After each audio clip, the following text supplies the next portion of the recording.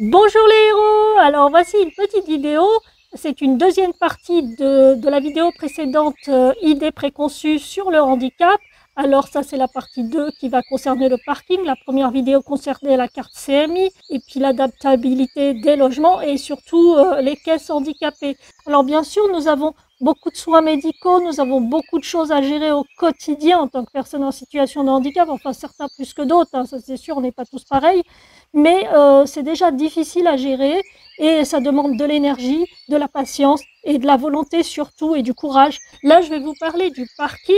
Alors le parking c'est un gros problème aujourd'hui parce qu'il n'y en a pas beaucoup à l'extérieur et à l'intérieur, quand c'est un bailleur social et que vous devez avoir une place de parking à l'intérieur et que ces places de parking sont prises en général par des personnes qui ne le sont pas, c'est très difficile de récupérer ces places. Je vous remercie de mettre le pouce en l'air, abonnez-vous, partagez, merci parce que c'est vraiment important. Je vous mets une petite BD humoristique parce qu'il faut beaucoup d'humour dans notre situation. Donc je vous laisse la découvrir et puis en attendant, générique.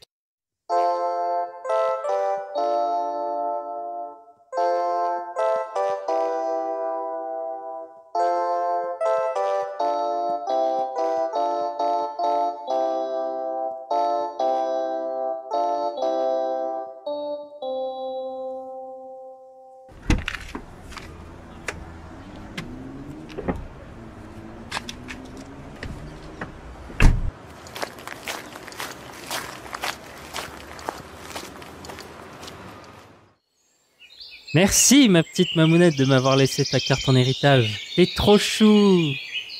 Petit rappel de la loi, 1500 € d'amende pour utilisation indue, jusqu'à 5 ans de prison et 75 000 € d'amende pour faux et usage de faux. La carte ne se lègue pas, ne se prête pas, ne se revend pas, ne se duplique pas. Toute ressemblance avec des personnes réelles n'est absolument pas fortuite. Mini BD de Karima Djelid, copyright. Alors aujourd'hui c'est une petite vidéo donc sur les places PMR, les places de stationnement. Alors je ne parle pas de celles dehors qui sont pas légion, hein, même si des villes comme la mienne disent qu'ils en ont plus que ce qu'il en faut. Effectivement, si on la compare à d'autres villes aux alentours, c'est sûr que la mienne elle est comme ça, hein, ma ville. Donc, mais en réalité, voilà quoi, il y a un manque de place parce qu'il y a aussi des fausses cartes qui circulent de PMR. Ouais, ces cartes seront valables jusqu'en décembre 2026. Donc les anciennes, là, les grandes. Les petites sont en circulation depuis fin 2017, je crois, ou 2017, début 2017. Mais bon, pour récupérer toutes ces vieilles cartes, ça va être compliqué. Et de toute façon, il y a des gens qui les utilisent alors que ce n'est pas leur carte. Ou c'est un leg. Ils croient que c'est leur maman ou leur papa décédé qui leur ont légué la carte. Mais en fait, aujourd'hui, je ne vais pas vous parler de ces places-là. Je vais vous parler plutôt des places PMR dans les parkings qui ne sont pas légion. Normalement, il faut 6% ou 3%, je ne sais plus. Je ne sais plus combien il faut de pourcents. Le problème, c'est que si vous avez plus de personnes handicapées, il faut quand même leur trouver des places parce qu'ils ont besoin de pouvoir se garer dans un souterrain. Mais il faut aussi que la place ne soit pas très loin de leur cage d'escalier ou cage d'ascenseur, on va dire, ce qui n'est pas souvent le cas parce que bon, moi je vais vous parler de mon cas, mais je sais que c'est le cas de beaucoup de personnes qui se retrouvent avec une place qui est beaucoup trop loin et qui se retrouvent à traverser les parkings et c'est compliqué quoi. Donc moi ma place, comme vous le voyez sur l'image, elle est PMR, effectivement, elle a la largeur qu'il faut. D'ailleurs, vous voyez,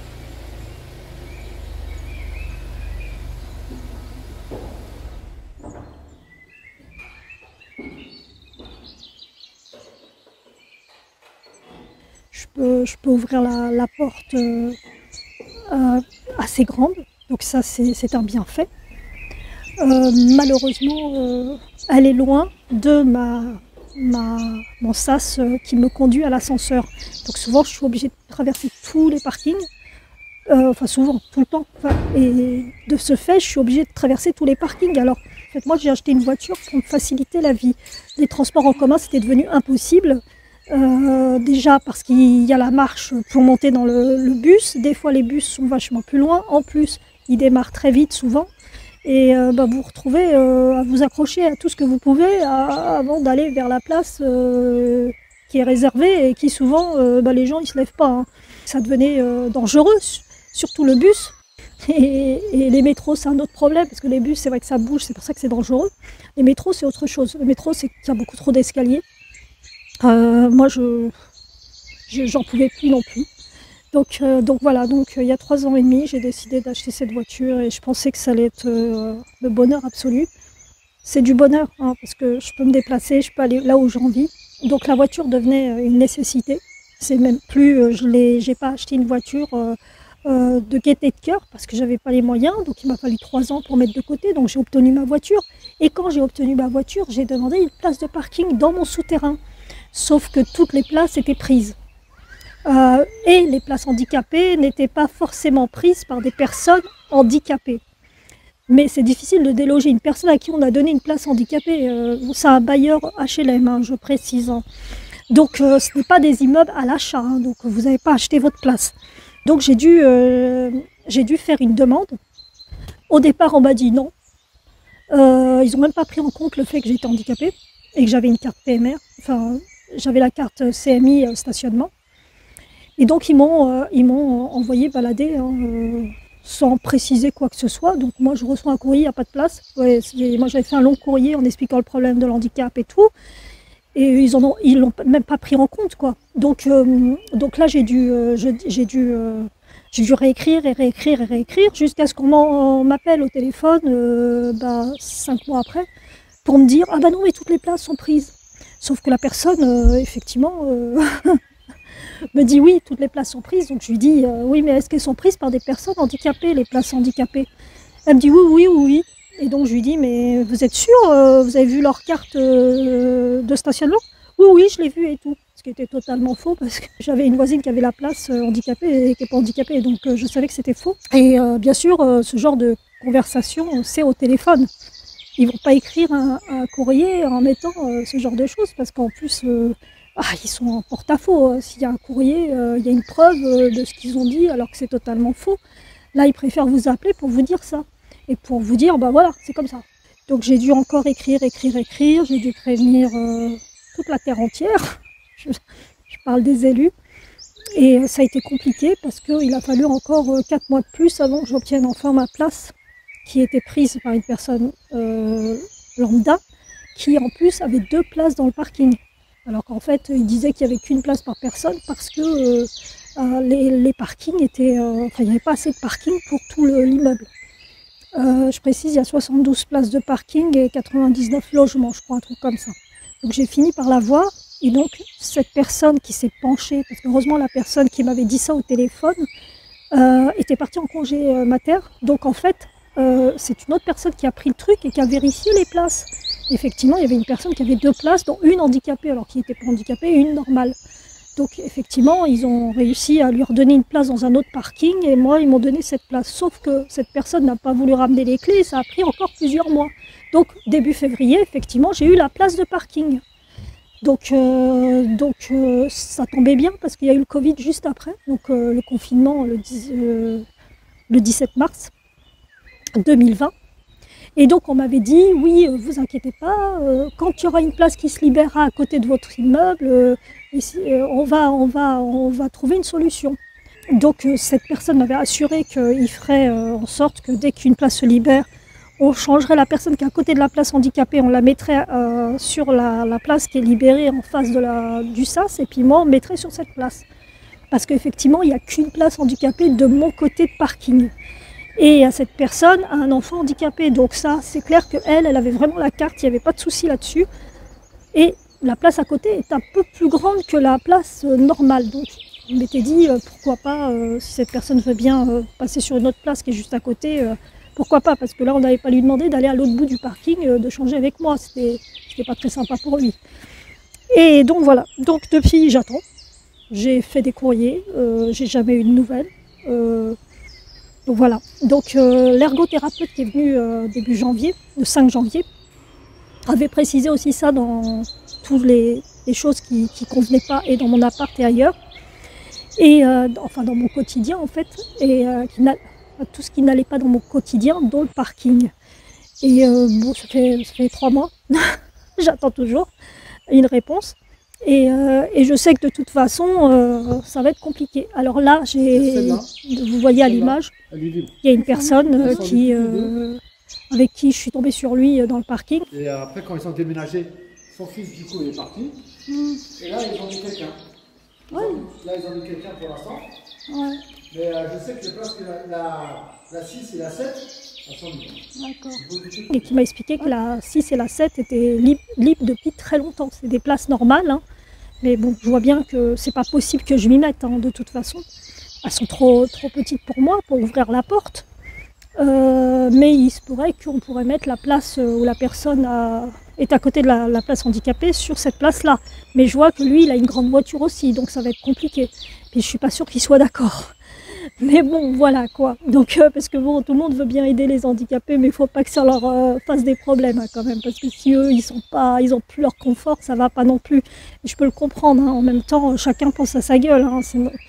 C'est presque normal dans ce monde, on va dire. Ça fait peur même. donc voilà. Donc de toute façon, les gens vous aident jamais, hein. Vous êtes handicapé, ils s'en fichent complètement. Donc jamais personne ne me demande est-ce que tu as besoin de nous pour les courses, porter quelque chose et tout. Jamais personne, ça m'arrive jamais ça ici. Enfin ici, parce qu'à la tour où j'étais avant, franchement les gens s'aidaient bien. Et donc voilà, donc moi le problème c'est non seulement traverser le parking, parce que c'est très loin. Avec les sacs c'est compliqué. Alors moi j'ai un handicap qui fait que j'ai peu de force musculaire au niveau des bras. Et au niveau pulmonaire ça craint. Parce que dans le parking, il y a beaucoup de gaz comme de l'essence, du gasoil. Et franchement, des fois, j'ai vraiment du mal à respirer. De partir du sas jusqu'à ma place, c'est parfois un cauchemar. Et le retour est encore pire si j'ai des sacs en plus. Parce que quand je porte un sac, forcément, ça me demande plus d'énergie. Voilà, je suis complètement essoufflée et j'arrive plus à respirer, j'ai mal à la tête après parce que je suis en manque d'oxygène au niveau du cerveau, je sais pas, hein, automatiquement j'ai mal à la tête donc je sais pas pourquoi. Donc voilà, donc ça me demande un effort physique. Donc donc je traverse le parking tout doucement. Parfois quand j'ai des sacs, des fois je sais même plus comment faire, des fois j'en pleure. Je le dis là, mais vraiment ça m'est souvent arrivé de pleurer. Lâcher mon sac au milieu du chemin et de rester là, à essayer de respirer et essayer de me dire comment je vais faire pour le ramener jusqu'au sas. Donc ça, souvent, les gens ne se rendent pas compte à quel point ça peut être pénible et je pense que c'est difficile d'imaginer ce genre de choses de toute façon, hein, je le comprends tout à fait. Les organismes, par contre, eux, je ne peux pas me dire c'est normal. Non, parce que vous leur dites quand même certaines choses dans les courriers. D'ailleurs, c'est très difficile de raconter ce qu'on a. Parce qu'on n'a pas envie de leur raconter. Pourquoi? Parce qu'on sait qu'ils s'en fichent complètement. Ils s'en fichent complètement que vous ayez un problème. Eux, ce qu'ils voient, c'est une personne handicapée qui les fait chier. Et ça, c'est peut-être dur ce que je dis là. Et c'est vrai. Parce que les réponses sont hyper flippantes. Ou vous n'avez jamais de réponse. Vous pouvez faire 10 courriers, vous allez avoir peut-être la chance d'avoir une réponse sur les 10 courriers. Donc parfois j'envoie tout le temps le même courrier. Hein. C'est plus chier, mail, allez vas-y. Et donc depuis quelques temps d'ailleurs je le fais par mail parce que leur déposer des courriers dans leur boîte aux lettres, j'ai l'impression qu'il n'y a pas de preuves. Donc je préfère maintenant envoyer des mails, c'est beaucoup plus simple.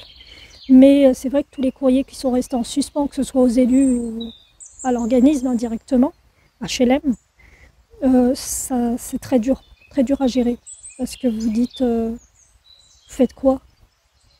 Et je pense que en plus vous sentez ce côté où qu'est-ce qu'elle nous fait chier celle-là. Donc c'est encore plus. Alors est-ce que c'est vis-à-vis de moi? J'en sais rien. J'ai l'impression, vu que mes parents ont énormément de problèmes ma maman maintenant, j'ai toujours mes parents. Je suis pas encore habituée que mon père est décédé au mois de juillet. Donc c'est vrai que depuis juillet, elle attend toujours son 2 pièces alors qu'elle a un 4 pièces. Enfin, vous dites, il y a un truc qui va pas. Ils peuvent pas nous saquer, c'est pas possible, quoi, vous dites. Donc il y a plein de gens qui attendent des 4 pièces, mais bon, voilà, quoi.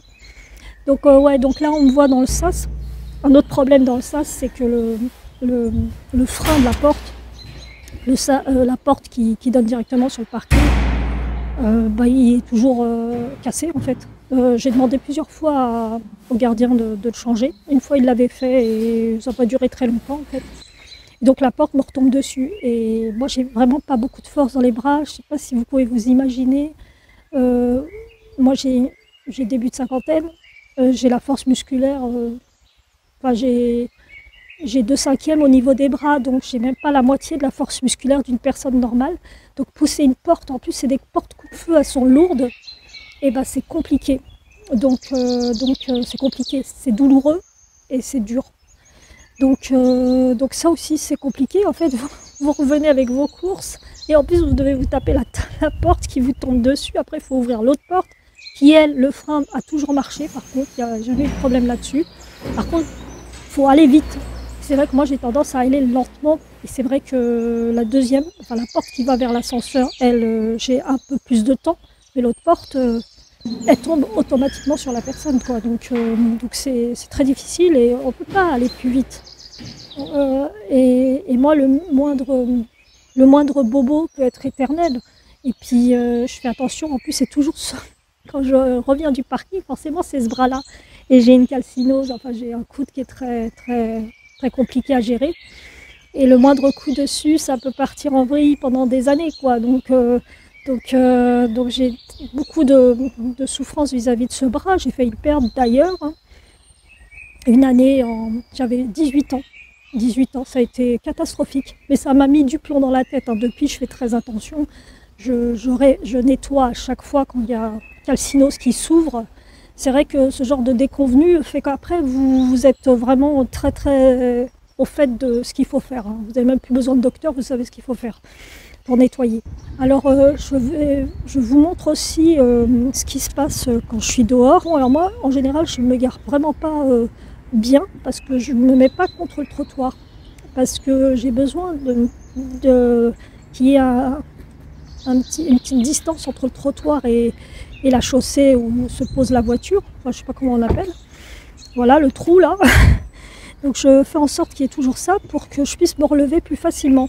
Parce que quand c'est des trottoirs beaucoup plus hauts, et dans mon quartier par exemple, dans tous les nouveaux parkings qu'ils font en extérieur, les trottoirs sont hyper hauts. Donc je suis obligée de me décaler au risque de me péter la cheville parce qu'effectivement je mets le trou, dans le trou je mets mon pied. Et là, ça peut être très dangereux en fait si vous tombez, vous fracassez la cheville, quoi. Mais j'ai pas le choix parce que je peux pas passer de la voiture assise au trottoir qui est trop haut. Donc je peux pas me relever en fait. Donc c'est compliqué. Donc c'est un autre détail.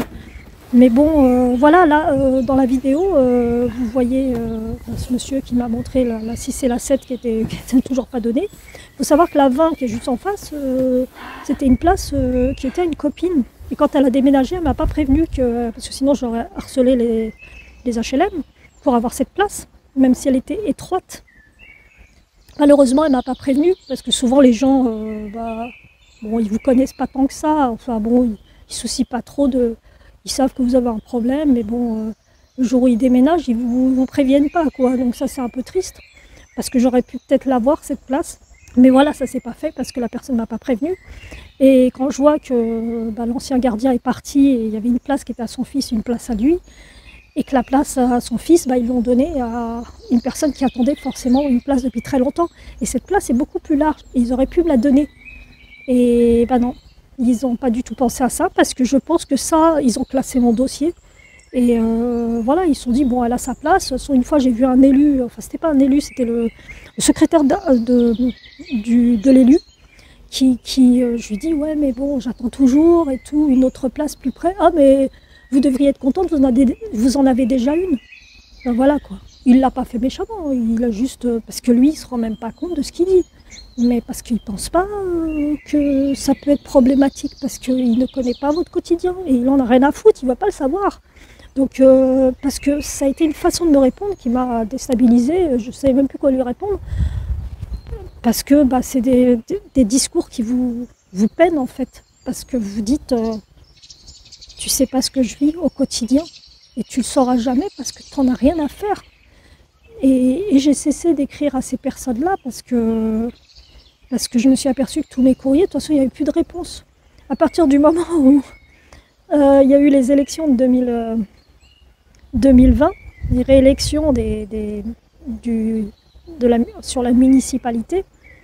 J'ai jamais eu de nouvelles de mes courriers que j'ai faits à la suite. En 2021, 2022, jamais eu de nouvelles. Et là, j'ai arrêté parce que j'en peux plus. Et en fait, c'est sur ça qu'ils comptent. Ils comptent sur le fait que les personnes handicapées vont se dire bah, pourquoi je continue à écrire, hein, ça sert à rien, j'aurai jamais rien. Et il y en a plein qui pensent comme ça. Moi, je suis au CCA de la ville et c'est vrai que le nombre de discours que j'ai des fétistes, et c'est pas normal, quoi. Vous n'êtes pas élu pour dire pour les élections, ah bah oui, les handicapés, on les considère et puis une fois que vous êtes élu, on s'en fiche. Mais c'est pas seulement les municipalités, je parle départementales, régionales, présidentielles, législatives, mais ils en ont rien à faire. Parce que tout ce qu'ils disent, le jour où ils sont élus, il n'y a plus rien. Donc voilà, c'était une petite vidéo un peu coup de gueule sur le handicap, sur l'histoire des parkings souterrains. Et donc voilà, je pense que c'est pas de mal à veille que ça va changer malheureusement. Et c'est pas en faisant cette vidéo que ça va changer pour moi, parce que je pense que soit ils vont le prendre très mal, parce que le problème c'est que quand vous les mettez en face des situations, souvent ils le prennent mal et ils vous montrent qu'ils sont vraiment pas contents. Et j'ai eu quand même au forum des associations 2 personnes bien haut placées au niveau élu. Il y en a une surtout qui m'a vraiment déçue pour mes parents déjà, parce que bon, j'estime que là il m'a dit oui mais moi je ferai plus de promesses, il fallait pas les faire dès le départ en fait. Moi j'ai pas su lui répondre, hein. Franchement j'étais tellement blessée par son attitude parce qu'il avait dit à ma mère qu'il ferait quelque chose pour elle. Et tous les courriers que j'ai faits en 5 ans, franchement, ils ont servi à rien du tout, plus de 5 ans maintenant. Et elle n'a toujours pas son appart, hein, donc voilà, moi je pense que je voterai plus. J'ai toujours dit qu'en tant que femme, il fallait que j'aille voter. Je me déplacerai pour voter blanc, mais je voterai plus pour personne parce que les gens politiques me sidèrent, me déconcertent et me peinent parce qu'il n'y a pas d'avancée pour les personnes en situation de handicap. Et j'en ai marre qu'on me prenne pour une chieuse en fait, parce que dès que vous demandez quelque chose, vous êtes forcément une chieuse. Donc voilà, parce qu'ils estiment que vous ne faites pas handicapé. Et même si j'étais en fauteuil roulant, de toute façon, ils n'en auraient rien à faire aussi. Donc voilà, vous devez vous contenter de ce que vous avez. Pour eux, ce que vous demandez, c'est du surplus en fait. Ils comprennent pas qu'en fait c'est pas du surplus, c'est pour changer son quotidien, pour que son quotidien soit plus facile à vivre.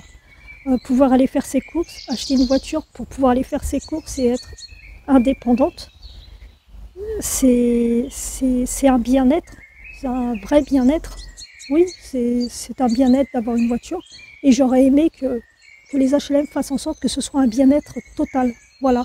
Voilà, si vous voulez mettre des commentaires en racontant votre propre vécu, j'aimerais bien relayer ce genre de témoignages, même interviewer des personnes qui ont ce vécu compliqué avec les organismes, surtout à HLM, parce que si vous avez acheté, c'est différent. Vous avez acheté, si vous n'avez pas eu de parking, si vous n'avez pas acheté de parking, ça va être compliqué. Mais en tant que bailleur, normalement, bailleur social devrait prendre en compte beaucoup plus la situation des personnes handicapées et leur apporter le bien-être qui devrait être, parce que c'est pas normal de laisser les gens dans ces situations.